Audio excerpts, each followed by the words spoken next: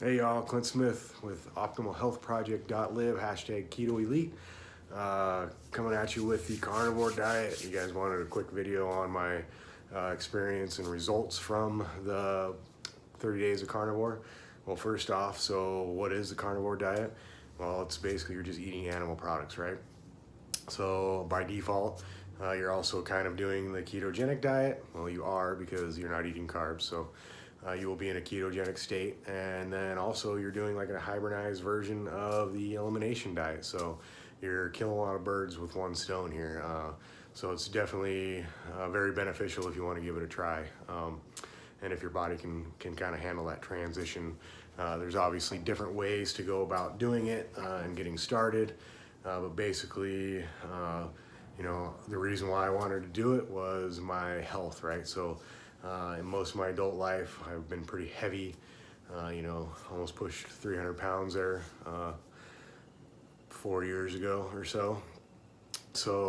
And with that, eating a high, standard American diet with high processed foods and stuff, I started developing really bad arthritis, carpal tunnel syndrome. I just had a lot of inflammation in my body, a lot of digestive issues. So that's kind of what started me down my whole path. And so now I'm just always trying to find ways to optimize my health and just get better and better. So I figured I'd give this a try.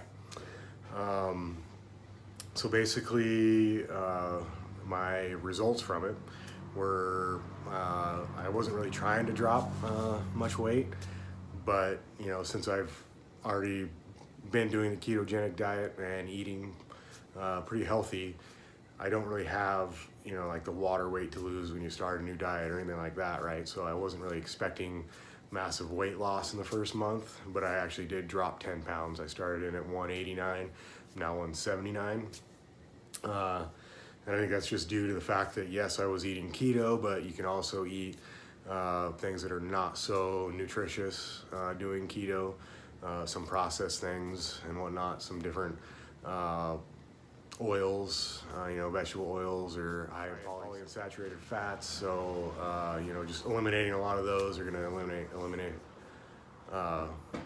inflammation in your body. So, allowing your body to start processing fat again, right?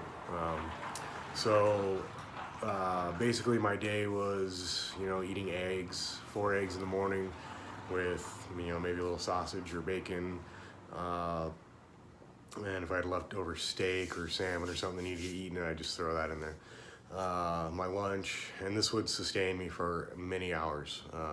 Usually eat about 5:36 in the morning, and then I wouldn't have to eat again until 11, 12, and not starving. So that was one nice thing about it, is I've got a job that I'm on the go, doing deliveries, so not really a lot of time to stop and eat, so that makes it nice. I'm not thinking about when I have to eat or what I have to eat or that I need to eat, right? So, and then my lunch, I would just take something quick and easy, so I'd just do like some sardines, and then for dinner, typically just some steak or a salmon steak or bunless burgers. So, just kept it pretty basic.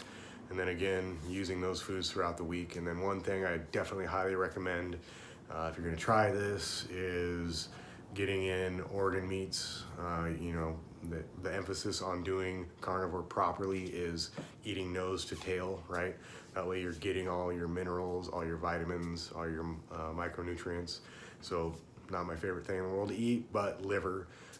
So I take a little 8-ounce pack of that out of the freezer a week. You can buy them individually shrink wrapped, take them out, let them defrost, and then eat a couple ounces a day or every couple days just to keep your vitamins and micronutrient levels up. And then like I do bone broth, that's also part of my breakfast. If you can't make it yourself, just find a high quality one in the store. Typically your natural food stores are gonna have a pretty high quality one. And then collagen. So if you are drinking coffee, so that's one thing that's not carnivore is coffee, but I still drink my black coffee in the morning. I just add a little collagen to it. So anytime you can add some of that stuff back in to your diet, so you're not just eating like the muscle meat of the animals. It's going to benefit you greatly with energy levels, just having those vitamins and micronutrients. So that's definitely a huge staple if you're going to try this. So the other benefits, obviously high energy, which also comes with the ketogenic diet. Once you get fat adapted, it's does take some time. For me, I'm pretty metabolically flexible now. I can jump back and forth pretty easily. So like when I start priming for a race, I'll start eating a lot more carbs, knowing that my body's going to need that, and I can cycle back and forth quite easily. I don't get the keto flu once I cut out my carbs again, and it takes some time to get there, but you can get there. So that's basically my experience with it. I loved it. It made it simple for grocery shopping. I went to the dairy section and got eggs, and I went and got meat.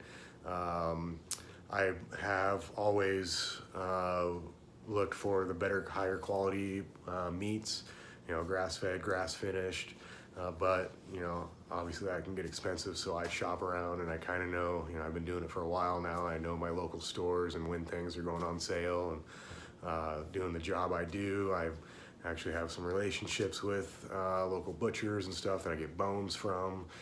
So just go out and be curious in your community and find, be creative in finding ways to make this affordable and sustainable if it's something that you want to do.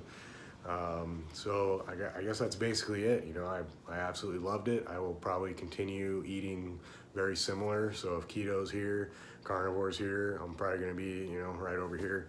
Once in a while, I do like a little crunch on my burger, so I'll wrap it in some lettuce. I do like getting fermented foods in my diet, so like some kimchi on my eggs, or sauerkraut on my eggs, or hamburger or whatever.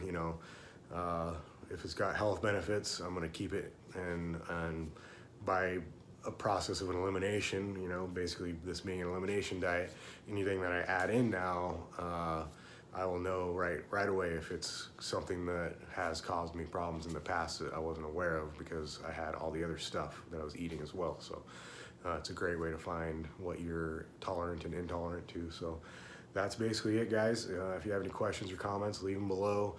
Just so you know, I'm not one-sided about anything. I'm not going to debate anybody on this. This is what's working for me.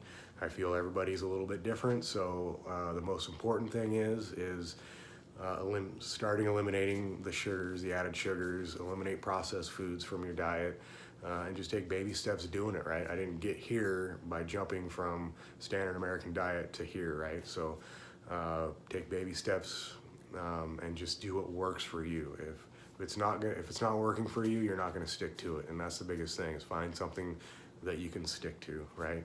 And try to start getting to where you're eating more whole food as the bulk of your meals, right?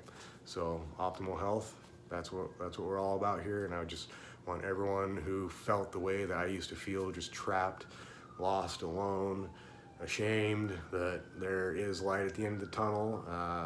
And if you have any questions about it, you need any help with that, you know where to look. So again, comment down below, and I hope this helped you guys.